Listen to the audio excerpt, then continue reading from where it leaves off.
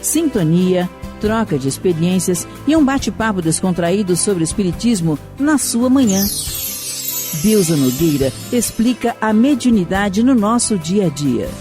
Começa agora, na sua Rádio Rio de Janeiro, o programa Conversando sobre Mediunidade.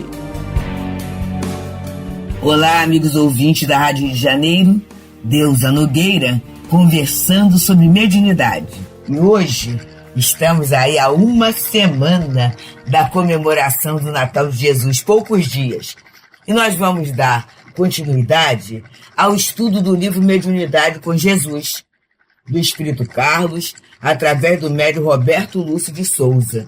E vamos observar o capítulo 28, Falar e Ouvir. E ele analisa uma epístola de Paulo, primeira epístola de Paulo aos Coríntios, capítulo 12, versículo 10, em que ele diz assim: e a outro, a variedade de línguas, e a outro, a interpretação de línguas. Essa epístola é maravilhosa, né? A diversidade dos dons, ou a diversidade dos carismas, a diversidade das mediunidades. E ele começa nos falando assim: o fenômeno da xenoglossia, ou capacidade de manifestação dos espíritos através de idiomas estranhos aos médiuns, sempre causou admiração aos circunstantes. Esse fenômeno é muito interessante, né? Nós temos uma obra muito linda, muito rica, Entre Irmãos de Outras Terras. Nessa obra, a gente vê os espíritos numa experiência lá na Inglaterra. É Chico Xavier e Valdo Vieira. E os dois vão para lá.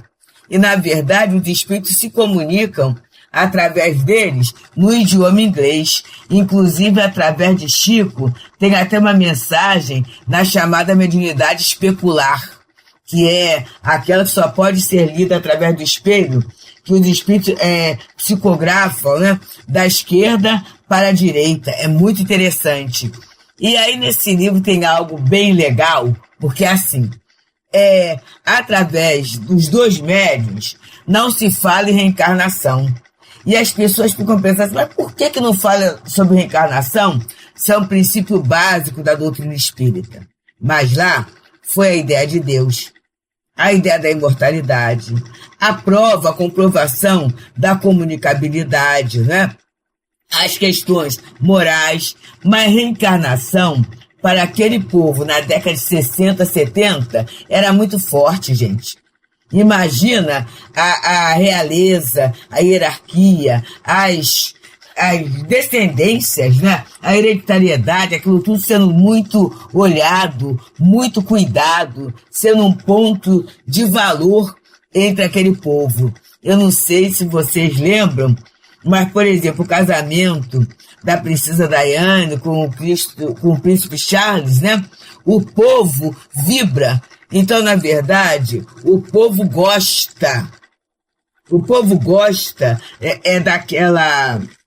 daquela situação, né? Daquele regime, desculpe, situação não, me perdoem, daquele regime que é o regime monárquico, né? Mesmo muitas vezes não fazendo parte, mas dentro lá da genealogia, às vezes a pessoa fala assim, eu sou o 38º da dinastia tal, tal, tal.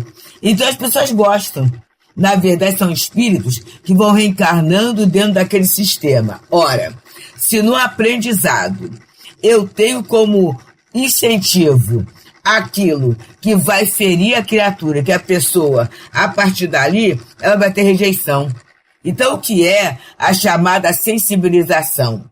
É algo leve, é algo agradável, é algo que vai levar a pessoa a querer ouvir, a querer entender, a querer participar, a querer pensar o que vem depois. Então é a sabedoria pedagógica desses espíritos superiores. De Jesus, por que não dizer assim, né? É pegar do próximo para o desconhecido. Então eles vieram. E aí essa capacidade de outras línguas foi interessante. E até tem um outro detalhe. Poesia foi muito através do Valdo Vieira. E depois nós soubemos que Valdo Vieira, ele foi um poeta inglês. Então ele tinha, e a poesia inglesa, ela tem toda uma característica diferenciada, né, da poesia, da nossa poesia, desse nosso estilo. Então são detalhes interessantes acerca da mediunidade. E continua o irmão Carlos a falar, nesse livro Mediunidade com Jesus, no capítulo 28, Falar e Ouvir. Ele fala assim: após a manifestação do Cristo, no dia de Pentecostes, os apóstolos saíram na praça, falando e deixando-se ouvir pelos presentes, cada um em sua própria língua de origem. Num primeiro momento, eles foram entendidos como se estivessem embriagados. Posteriormente, o apóstolo Pedro explicou com propriedade que ali estava a vontade de Deus através dos seus mensageiros. E é muito bom, queridos amigos, queridos irmãos, nesse período em que alguns de nós, algumas de nossas casas estão em recesso do trabalho mediúnico, a de revisitar. Vamos revisitar, lá em Atos dos Apóstolos, a questão do Pentecostes. Na tradução do Ferreira de Almeida está lá o dia de Pentecostes, na de Haroldo Dutra também tem, não é? E vamos ler, é belíssimo, porque eles começaram a falar, os discípulos, cada um, naquele momento já apóstolos, né? Cada um na língua daquele povo, porque eram dialetos, né? Os samaritanos falavam de um jeito, os cananeus de outro, como a gente tem aqui no nosso país, né, em que há situações que é difícil até de entender, porque tem o regionalismo, né? Mas eles falavam também em línguas, porque tinham pessoas de outras aldeias, de outras nacionalidades que chegaram. E no começo, porque era cada um falando uma língua, a ideia que dava era embriaguez. Era que eles não estavam sóbrios. Mas Pedro, quando ele começa a falar varões israelenses, e eu só vou falar esse comecinho, foi algo de muita emoção. Foi algo muito bom. Foi um momento em que a figura de Jesus, como aquele revelador, como Messias, né, foi ficando consolidada para todo aquele grupo que ali estava presente. Então, é a mediunidade. E ele fala, não estamos embriagados, né? Não estamos fora de si. É a vontade de Deus que se manifesta nesse momento. E aí, o irmão Carlos continua nos falando. Muitos são os que buscam tal fenomenologia com o objetivo de proselitismo, esquecendo-se da qualidade, dando preferência à quantidade de profitentes de suas ideias. E aí nós vemos muitas das expressões da mediunidade através de algumas igrejas neopentecostalistas, né, que usam essa questão do falar de línguas não para trazer Jesus, mas como uma forma de atrair pessoas, de atrair cooperadores, né, falando do poder, né? E na verdade estão falando ali. E aí a pessoa vê o fenômeno mediúnico. Eu já passei assim algumas vezes em que a igreja estava aberta, a porta, e a pessoa fala numa velocidade, né? E a língua bate muito, mas aí a gente vai perguntando, né? Da qualidade. Outros, ele veio falando aqui, são os que perseguem a possibilidade de falar a língua dos anjos, como se refere lá o Evangelho, sem possuir a clareza do que seria realmente esse idioma. Porque ele fala aqui da utilidade. Então Paulo fala aos que falam em línguas e o outro interpreta. Se é falado numa língua estranha, em que não tem interpretação, qual a utilidade, meus amigos? Aí é o cuidado que a gente tem em determinados rituais, que a pessoa fala ali a língua, ela fala, mas ela não consegue entender. Se não conseguiu entender, vai edificar o quê? E o próprio Paulo fala, se eu oro numa língua estranha, Sou estrangeiro para o meu ouvinte, e essa prece não vai edificar. É o cuidado, meus amigos, é o cuidado. É nesse ponto que Kardec vem falando, né, da doutrina espírita, que é uma filosofia com consequências religiosas, porque não tem o ritual. No ritual, fica o ritual pelo ritual. Ontem mesmo, o programa gravado, nós estávamos na casa da família, né, e uma pessoa chegava e falava assim, ó, final do ano é limpeza. E eu já fiz a minha limpeza toda do meu corpo, tudo isso, e foi falando uma série de questões lá, que estão na cabeça dela, né? Mas a pessoa estava fumando, a pessoa estava bebendo, a pessoa estava falando palavrões. Percebemos, gente? Eu não estou falando sobre forma de crítica, não. Mas eu estou falando sobre o entendimento que a gente precisa ter do que está fazendo, do que está ouvindo, do que está falando, né? A nossa atitude, cada vez mais, tem que ter um significado. O fazer por fazer não edifica ninguém. E ele vai continuando a falar, né? Eu quero falar a língua dos anjos. Mas será que eu entendo o que é santificação? Será que eu entendo o que é ter um vaso limpo? Um vaso limpo. A gente é o vaso, né? Será que a gente trabalha esse cuidado da limpeza do pensamento, da palavra, das atitudes? É tudo isso. E a gente, graças a Deus, no estudo da doutrina, a gente tem as leis, né? Leon Denis, ele é fantástico quando ele fala das leis da comunicação espírita. E a gente sabe que as coisas não se improvisam. Não é? A elevação espiritual, orientação espiritual, não é? O fenômeno mesmo limpo, isso não é fruto de improviso, é fruto de trabalho, é fruto de cuidado, é fruto de estudo, é fruto de compreensão. E aí nós vamos mais um pouquinho. A maioria dos que cuidam do trabalho de divulgação doutrinária tem a noção precisa de que é necessário uma linguagem comum e acessível a todos, para a preleção atingir o seu fim. Entretanto, nem sempre é assim, não é? Então, a gente estuda para quê? Para levar a compreensão do conceito. Essa é a nossa, é o nosso objetivo. Estudar para levar a compreensão, né? Para levar a edificação. Esse é o trabalho de todos os divulgadores. E ainda tem uma questão, é estudar sempre. Não existe para nós. Se eu já estudei, agora nesse mês mesmo, eu estou acabando, né, a leitura do Obras Póstumas. Por quê? Há um tempo para cá, eu tenho feito aquilo que a dona Ivone Pereira ensina. Em janeiro, lá onde eu começo a estudar o Livro dos Espíritos. E ao longo do tempo eu vou 6 páginas cada dia, para chegar ao final do ano estudar a codificação. E esse ano eu adiantei umas coisinhas, deu para pegar Obras Póstumas também. Para quê, gente? É Kardec na veia. E como já estou na idade, Kardec na veia, né? É Kardec que a gente precisa ter, que é o grande orientador.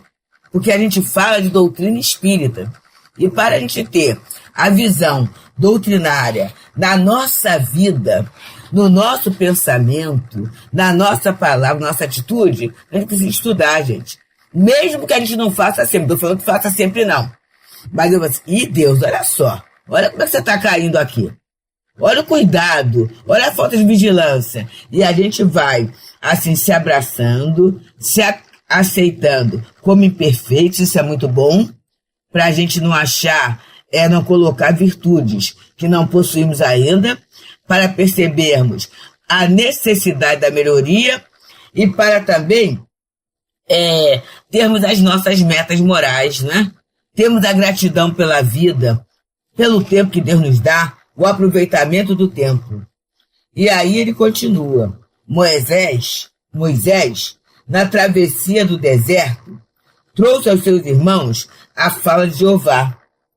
Bastou, porém, que se afastasse, objetivando o contato com as legiões superiores, para que aqueles homens abandonassem os seus ensinamentos, preferindo a linguagem do comodismo místico no encontro com os deuses. Jesus, em sua caminhada pelo orbe, optou por pregar seus ensinamentos ao povo escolhido, ofertando-lhes seus exemplos e sua fala, no dialeto que eles podiam entender. Contudo, ao sentirem-se incomodados na necessidade de renovação, eles abandonaram os ensinamentos do Mestre, aceitando o idioma do imediatismo trazido pelo farisaísmo. Então, a gente está vendo muito, meus queridos, a questão da presença, né? Moisés fala, mas ele se afasta para a oração, tudo isso. Quando ele volta, olha o culto do bezerro de ouro de novo, olha o sacerdote do Baal, né? Se musculando entre o povo, e aí o povo entra, por quê? Entra nessa situação por quê? Porque não tem base. E aí é esse cuidado, meus queridos. Nós seguimos a Jesus através da interpretação trazida pela doutrina espírita, ou a gente segue os espíritas. E aí a gente pode falar com muita tranquilidade que a gente, embora de uma forma modesta, a gente faz parte do grupo de divulgação doutrinária e a gente fala assim, não sigam a gente. Sigam aquilo que a gente fala. Porque muitas vezes, nesse seguir o espírita, seguir o divulgador, a pessoa se desilude, vai se desiludir mesmo e acaba abandonando a tarefa, acaba abandonando o propósito. E isso não é bom. Então, meus amigos, muito cuidado, né? O próprio Jesus, ele traz a pregação, mas quando com a pregação dele incomoda, eu lembro do nosso amado Mileco, quando fala ele veio, né? E na sua calma, não trouxe escudo, não trouxe espada, mas incomodou por quê? Porque ele falava de renovação, ele falava de crescimento. E renovar-se e crescer dá trabalho. Então, a gente ficou nessa, melhor a linguagem do comodismo, do misticismo. Pode deixar que alguém faz por você, pode deixar que você não precisa se renovar, pode deixar que os espíritos na hora, eles vão resolver tudo. É claro, gente, que muitas vezes, pela necessidade do trabalho, a espiritualidade faz um esforço sobre-humano para superar nossas carências, nossas invigilâncias, para o trabalho ser feito. Mas aí, a gente vai perder a beleza da parceria, não é?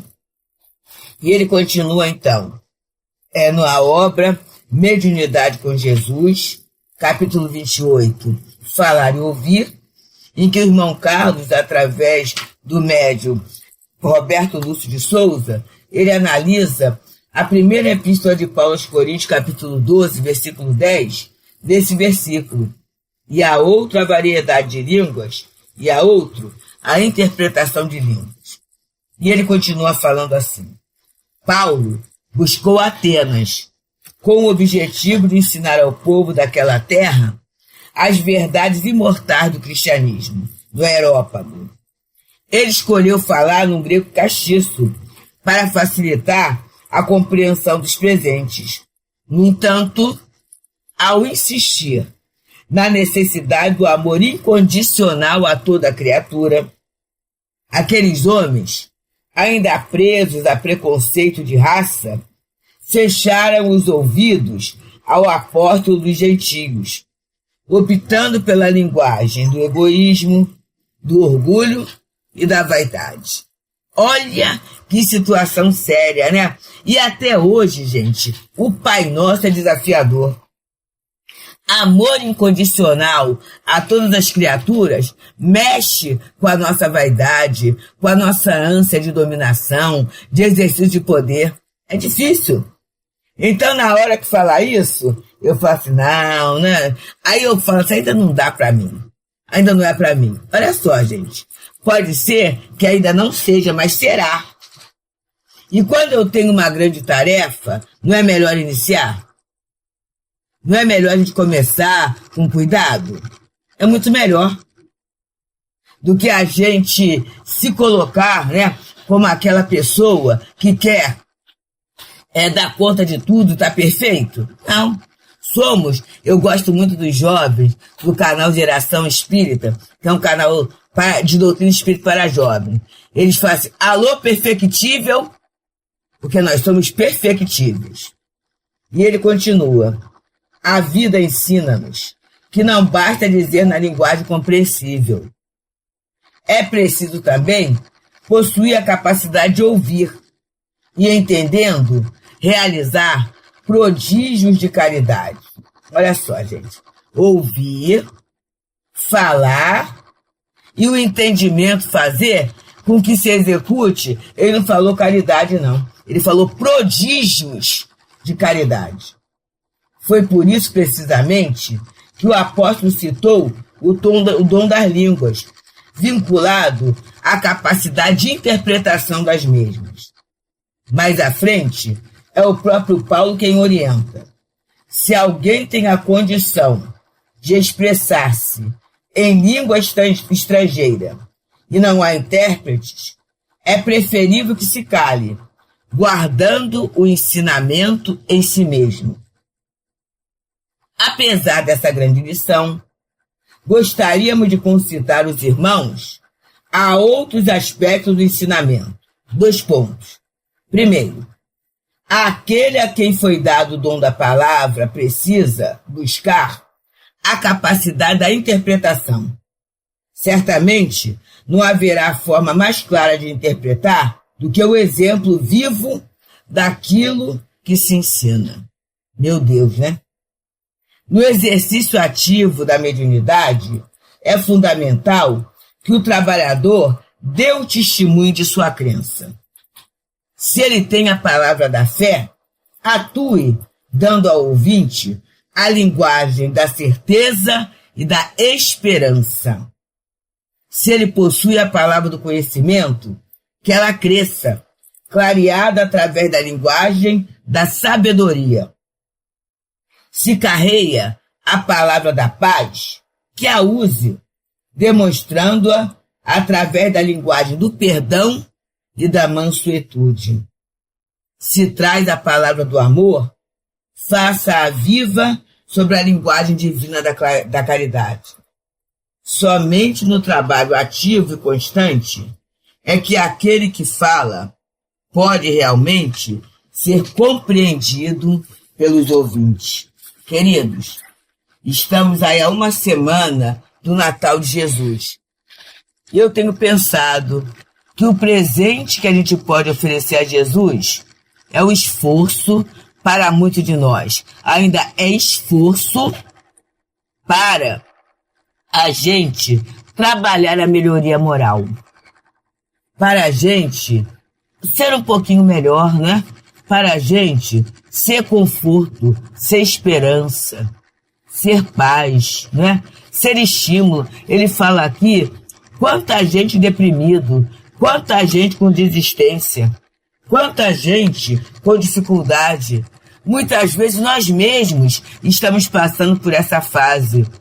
Mas como médium, gente, se a água pura do Evangelho, se a água pura da compreensão e do amor passar por nós, com toda certeza, ficará em nós aquele recurso. Vamos pensar no presente moral que cada um de nós, pode oferecer por ocasião da celebração do Natal de Jesus. É tempo de preparação, é tempo de compreensão, de união, é tempo de darmos o passo seguinte. Aproveitemos então essa expressão de caridade, essa expressão de entendimento que já está no ar para a elaboração do nosso presente ao amado Jesus. Falar e ouvir, compreender. Muita paz.